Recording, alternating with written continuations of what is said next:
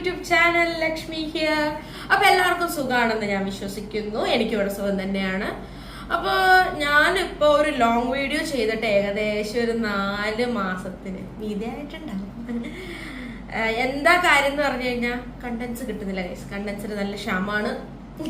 അപ്പൊ ഞാൻ ഇന്ന് വന്നിരിക്കുന്ന വീഡിയോ എന്താന്ന് പറഞ്ഞു കഴിഞ്ഞാൽ ഇന്ന് ചെയ്യാൻ പോകുന്ന വീഡിയോ എന്താന്ന് പറഞ്ഞു കഴിഞ്ഞാൽ നമ്മള് എൻ്റെ യൂട്യൂബ് ചാനലിൽ എടുത്തു നോക്കിയാൽ അറിയാം. ഫസ്റ്റ് ഇയർ ചെയ്തപ്പോൾ ഞാൻ എൻ്റെ ഈ ഒരു ടേബിളിൽ ഫസ്റ്റ് ഇയർ ബുക്സ് വെച്ച് ഞാൻ ഒരു വലിയൊരു എക്സ്പ്ലനേഷൻ ഞാൻ നടത്തിയായിരുന്നു. സെക്കൻഡ് ഇയറും അതേപോലെ നടത്തിയായിരുന്നു. ഇപ്പൊ എൻ്റെ ഒരു ഷോർട്ട് വീഡിയോ ഉണ്ട്. ആ ഷോർട്ട് വീഡിയോയിൽ ഞാൻ പാസ്സായി എന്നുള്ളൊരു സംഭവം ഞാൻ പറഞ്ഞിട്ടുണ്ടായിരുന്നു തേർഡ് ഇയർ. അപ്പോൾ ആ തേർഡ് ഇയർ പാസ്സായി കഴിഞ്ഞ് ഞാൻ ഫൈനൽ ഇയറിലോട്ട് പോയി. അപ്പോൾ തേർഡ് ഇയർ ബുക്സിനെ പറ്റി പറയാനാണ് ഞാനിപ്പോൾ നിങ്ങളുടെ മുന്നിൽ വന്നിരിക്കുന്നത്. അപ്പൊ എല്ലാവർക്കും എൻ്റെ വ്ളോഗിലോട്ട് സുസ്വാഗതം. ഇതിന് മുന്നേ ഉള്ള 2 വീഡിയോയിലും നിങ്ങൾ നോക്കിക്കഴിഞ്ഞാൽ മനസ്സിലാവും എന്താന്ന് പറഞ്ഞു കഴിഞ്ഞാൽ ടേബിളിൽ നിറച്ചും ബുക്സ് ആണ്. പക്ഷെ ഇത്തവണ ബുക്സ് ഒന്നും ഇല്ല.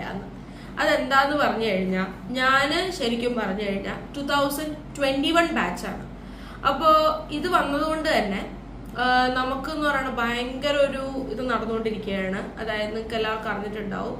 ഇപ്പോൾ എൻട്രൻസ് എക്സാം ഞങ്ങൾ എഴുതിയിട്ടാണ് ഞങ്ങൾ കോളേജിലോട്ട് എൻട്രി ചെയ്തത്. അതേപോലെ പുറത്തോട്ട് ഇറങ്ങണം എന്നുണ്ടെങ്കിൽ ഒരു എക്സിറ്റ് എക്സാം ക്ലിയർ ചെയ്യണം എന്നുള്ളൊരു ന്യൂസ് ഇപ്പൊ നടക്കുന്നുണ്ട്. അപ്പോ അത് ഞങ്ങളുടെ ബാച്ച് തൊട്ട് വേണോ വേണ്ടയോ എന്നുള്ളൊരു കൺഫ്യൂഷനിലാണ് ആക്ച്വലി പറഞ്ഞ് നിൽക്കുന്നത്. അത് ശരിക്കും പറഞ്ഞ എന്താ പറയുന്നത്, അത് ഒരു ഞങ്ങൾക്ക് തന്നെ ഒരു ക്ലാരിറ്റി വന്നിട്ടില്ല. അപ്പൊ അങ്ങനെ വന്നതുകൊണ്ട് തന്നെ ശരിക്കും തേർഡ് ഇയർ ഞങ്ങൾക്ക് 4 സബ്ജക്ട്സ് ആണ് ശരിക്കും പഠിക്കാനുള്ളത്. ആ സബ്ജക്ട്സ് ഏതൊക്കെയാന്ന് പറഞ്ഞു കഴിഞ്ഞാൽ നമ്മുടെ community medicine, forensic medicine, ENT and ophthalmology. അതുകൊണ്ട് തന്നെ എന്താ പറയുന്നത്, ഞാൻ നേരത്തെ പറഞ്ഞ പോലെ ഇങ്ങനെ ഒരു പ്രശ്നം നടക്കുന്ന കാരണം ഞങ്ങളുടെ ബാച്ചിൽ നിന്ന് ഈ ENTയും ഒഫ്താൽമോളജിയും ഫൈനൽ ഇയറിലോട്ട് സബ്ജക്ട് മാറ്റി. അതായത് ഫൈനൽ ഇയർ പഠിച്ചാൽ മതി. ഫൈനൽ ഇയർ ശരിക്കും ഞങ്ങൾക്ക് 4 പേപ്പേഴ്സ് ആണ്. അതിന്റെ കൂടെ തന്നെ ഈ 2 പേപ്പറും കൂടി ആഡ് ചെയ്തു. അങ്ങനെ മൊത്തം ഞങ്ങൾക്ക് പഠിക്കാനുള്ളത് 6 സബ്ജക്റ്റാണ് ഫൈനൽ ഇയർ. അപ്പോ തേർഡ് ഇയറിൽ വന്നിട്ട് 2 സബ്ജക്റ്റ് ആണ് ഞങ്ങൾ പഠിച്ചിരിക്കുന്നത്. അന്ന് ഒന്നെന്ന് പറയുന്നത് ENT അല്ല, കമ്മ്യൂണിറ്റി മെഡിസിനും ഫോറൻസിക് മെഡിസിനുമാണ്. ഇതിപ്പോ ഞങ്ങള് 2021 ബാച്ച്. 2022 ബാച്ചിനും ശരിക്കും പറഞ്ഞു കഴിഞ്ഞാൽ ഫോറൻസിക് മെഡിസിനും കമ്മ്യൂണിറ്റി മെഡിസിനും മാത്രമാണ് പഠിക്കാനുള്ളത്.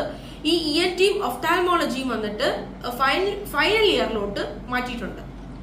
പക്ഷേ 2023 ബാച്ചിന് എങ്ങനെയാണെന്നുള്ളത് എനിക്കറിയില്ല.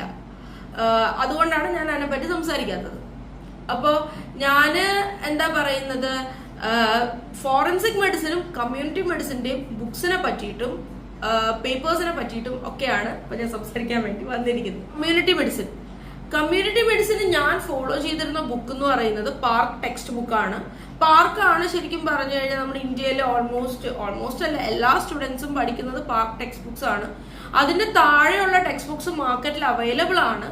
പക്ഷെ ഞാൻ നിങ്ങളോട് എപ്പോഴും പറയുന്നത് എന്ന് പറയുന്ന ഒരു സ്റ്റാൻഡേർഡ് ടെക്സ്റ്റ് ബുക്സ് ഒരു തേർഡ് ഇയർ തൊട്ട് ഫോളോ ചെയ്യുന്നതായിരിക്കും കുറച്ചും കൂടി നല്ലത്.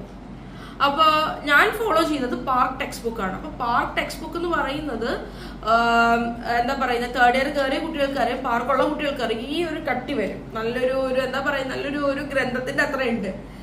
അത് മാത്രമല്ല അതിന്റെ അകത്ത് പടങ്ങളും കാര്യങ്ങളും ഒന്നും തന്നെ ഇല്ല. ഒരു എന്താ പറയുന്ന വിരലിലെണ്ണാവുന്ന കുറച്ച് ഫ്ലോ ചാർട്ട്സും കാര്യങ്ങളും മാത്രമേ ഉള്ളൂ. അപ്പൊ ഈ ടെക്സ്റ്റ് ബുക്ക് കാണുമ്പോൾ നമുക്ക് എല്ലാവർക്കും തോന്നി ഇത് എങ്ങനെ പഠിക്കും, ഇത് ഒരുപാടുണ്ട് എന്നൊക്കെ തോന്നും. അഫ്കോഴ്സ് അത് എനിക്കും തോന്നിയിട്ടുണ്ട്. പക്ഷേ ഞാൻ പറയുകയാണ്, അതൊന്ന് പാർക്ക് ലൈൻ ബൈ ലൈൻ വായിച്ചില്ലെങ്കിലും എല്ലാ ഹെഡിങ്സും ഒക്കെ ഒന്ന് നന്നായിട്ട് ഫെമിലിയർ ആണ്.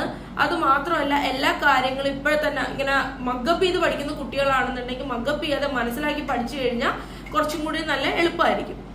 അപ്പൊ അത് ശരിക്കും പറഞ്ഞു കഴിഞ്ഞാൽ നമ്മുടെ യൂണിവേഴ്സിറ്റി എക്സാമിന് വരുമ്പോൾ കമ്മ്യൂണിറ്റി മെഡിസിന് പേപ്പർ 1 പേപ്പർ 2 ആയിട്ടാണ് കൊടുത്തിരിക്കുന്നത്. അതിപ്പോ നിങ്ങൾ ഫസ്റ്റ് ഇയറും സെക്കൻഡ് ഇയറും പഠിച്ചിരുന്ന കുട്ടികൾക്ക് അറിയാൻ പറ്റും. ഫസ്റ്റ് ഇയർ എല്ലാ സബ്ജക്ട്സും പേപ്പർ 1 പേപ്പർ 2 ആയിട്ടാണ് കൊടുത്തിരിക്കുന്നത്. സെക്കൻഡ് ഇയറും പേപ്പർ 1 പേപ്പർ 2 ആയിട്ടാണ് കൊടുത്തിരിക്കുന്നത്. പക്ഷെ തേർഡ് ഇയർ വരുമ്പോൾ നമ്മുടെ കമ്മ്യൂണിറ്റി മെഡിസിൻ മാത്രമാണ് പേപ്പർ 1 പേപ്പർ 2 ആയിട്ട് കൊടുത്തിരിക്കുന്നത്. ഓക്കെ, അപ്പൊ അതാണ് ആ ഒരു കാര്യം എന്ന് പറയുന്നത്. അപ്പൊ പാർട്ട് ടെക്സ്റ്റ് ബുക്ക് എന്ന് പറയുന്നത് എന്താ പറയുന്ന വാരി വലിച്ച് വായിക്കാതെ മെയിൻ ആയിട്ട് ഇമ്പോർട്ടന്റ് ആയ ഒരു കാര്യം വായിക്കുക, ഇമ്പോർട്ടന്റ് ആയിട്ടുള്ള പോയിന്റ്സ് വായിക്കുക. ആ പോയിന്റ്സ് വന്നിട്ട് എന്താ പറയുന്ന ഒരു ഹൈലൈറ്റർ വെച്ച് നമ്മുടെ പാർക്കിൽ മാർക്ക് ചെയ്ത് വെക്കുക. കാരണം എന്ന് പറയുന്നത് കമ്മ്യൂണിറ്റി മെഡിസിൻ എന്ന് പറയുന്ന ഒരു സബ്ജക്ട് ഹൈലി വോളറ്റൈൽ സബ്ജക്റ്റ് ആണ്. അത് എന്താ പറയുക എല്ലാവർക്കും അറിയാം. അപ്പോൾ ഇങ്ങനെ ജസ്റ്റ് ഒന്ന് മാർക്ക് ചെയ്ത് വെച്ച് കഴിഞ്ഞാൽ നല്ലതായിരിക്കും. ഞാൻ ചെയ്തിരുന്ന ഒരു പരിപാടി എന്താന്ന് പറഞ്ഞാൽ, ഞാനിപ്പോ പഠിക്കുന്ന സമയത്ത് ആ പോയിന്റ്സ് ഞാനൊരു ബുക്കിൽ എഴുതിയിട്ട് ലാസ്റ്റ് എക്സാമിന്റെ ടൈമിൽ ഞാൻ ആ നോട്ട്ബുക്കായിരുന്നു റിവൈസ് ചെയ്തിരുന്നത്. അപ്പോൾ അതായിരിക്കും കുറച്ചും കൂടി നല്ലത്. അല്ല ഇപ്പൊ നോട്ട് എഴുതാൻ ശീലമില്ലാത്ത കുട്ടികളാണെങ്കിൽ ഇപ്പൊ എക്സാമിന്റെ ടൈമിൽ ഇനിയിപ്പോ ഒരു മാസമോ ഒക്കെ ഉള്ളൊരു കുട്ടികളാണെന്നുണ്ടെങ്കിൽ പോലും എന്താ പറയണത് ഇങ്ങനെ പഠിച്ചാൽ മതി. അതായത് പാർക്ക് നോക്കി വായിച്ചാലും മതി. പക്ഷെ ഞാൻ എക്സാമിന്റെ ഒരു മാസം മുന്നെയാണ് ഞാൻ പഠിച്ചത്. പക്ഷെ ഞാൻ നോട്ട് ഉണ്ടാക്കിയാട്ടോ പഠിച്ചത്. അത് നമ്മൾ വിചാരിച്ചു കഴിഞ്ഞാൽ വേഗം നമുക്ക് നോട്ട് ഉണ്ടാക്കാവുന്നതേ ഉള്ളൂ. കാരണം എല്ലാം എന്ന് പറയുന്നത് നമ്മൾ പണ്ട് പഠിച്ച കുറെ കാര്യങ്ങളായിട്ട് ഭയങ്കര ലിങ്ക്ഡ് ആണ്. അപ്പോൾ എന്താ പറയുക നമുക്ക് എളുപ്പമായിട്ട് എഴുതാൻ പറ്റും. പിന്നെ കുറച്ച് ഇമാജിനേഷൻ ഒക്കെ ഉള്ള കുട്ടികൾക്കാണെങ്കിൽ നല്ല അടിപൊളിയായിട്ട് എഴുതാൻ പറ്റും. പക്ഷെ എഴുതുന്നതിന് മുന്നേ ടെക്സ്റ്റ് ഒരു വട്ടമെങ്കിലും നമ്മൾ മിനിമം വായിച്ചിരിക്കണം എന്നുള്ളതാണ് കാര്യം. അടുത്തത് ഞാൻ പറയാൻ പോകുന്നത് ഫോറൻസിക് മെഡിസിനെ പറ്റിയിട്ടാണ്. അപ്പോ ഫോറൻസിക് മെഡിസിനിൽ എന്താ പറയുന്നത്, ശരിക്കും പറഞ്ഞ ഫോളോ ചെയ്യേണ്ട ബുക്ക് VV പിള്ള എന്ന് പറഞ്ഞൊരു ബുക്കാണ്. അപ്പോൾ VV പിള്ളയാണ് ഇപ്പോൾ ഉള്ള മിക്ക കുട്ടികളും ഫോളോ ചെയ്യുന്നത്. പക്ഷെ ഞാൻ ഫോളോ ചെയ്ത ബുക്ക് എന്ന് പറയുന്നത് ഒരു ബ്രാഡ്ലി എന്ന് പറഞ്ഞൊരു ബുക്കാണ്. അത് VV പിള്ളേനെ വെച്ച് നോക്കുമ്പോൾ ബ്രാഡ്ലി കട്ടി കുറവും പിന്നെ അതിൻ്റെ ഉള്ളിലുള്ള എന്താ പറയുന്ന വേർഡ്സിനുള്ള കുറവും നമ്മുടെ ബ്രാഡ്ലിക്ക് ഉണ്ട്. പക്ഷേ ഞാൻ ഒരിക്കലും അത് ഞാൻ റെക്കമെൻഡ് ചെയ്യില്ല.